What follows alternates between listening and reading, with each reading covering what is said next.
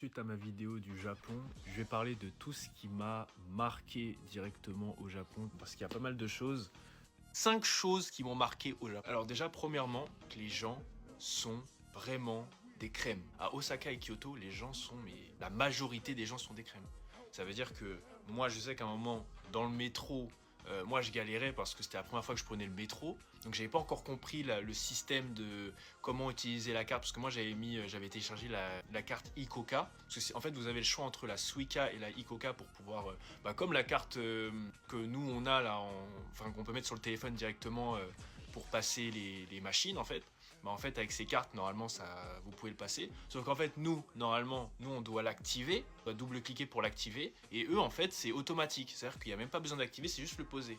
Mais pour comprendre ça, en fait, c'est-à-dire que moi, la première fois, j'étais là en mode sur la machine, en train, comme un con, de vouloir appuyer 2 fois. Et en fait, ça marchait pas. Ça marchait pas, j'étais en mode, wesh. Et justement, c'est là où ça devient intéressant, c'est que les gens me regardaient.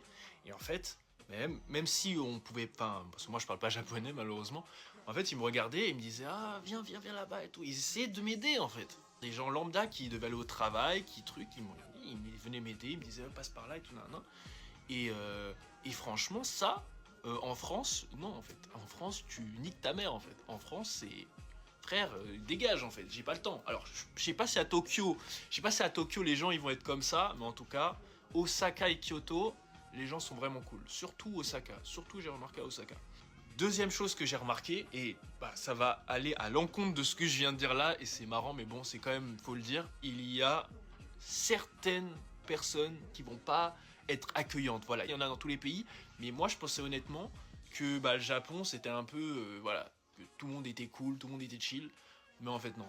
Pareil, là où, par exemple, dans le métro, il y a des gens qui vont t'aider, ils vont vraiment essayer à t'aider, et quand t'es dans la merde, par exemple moi à un moment donné, comme j'étais comme un con, j'arrivais pas à le faire, donc du coup on t'amène directement, il y a juste à côté il y a une sorte de guichet où il y a une personne qui attend et qui est supposée aider les personnes, hein, voilà. Donc j'arrive, évidemment, konnichiwa, nanana, j'arrive, je dis konnichiwa. Ensuite, moi j'avais l'application directement pour pouvoir traduire ce que je voulais dire et la personne pouvait après parler. La personne déjà, konnichiwa, la personne te regarde en pierre, il n'y a rien, il n'y a pas de konnichiwa en retour, rien, il te regarde comme ça, vraiment. Hein. Tes limites, tu veux quoi? Ensuite, tu lui donnes le truc, le mec te parle pas, hein. Il te regarde, il fait. Wesh.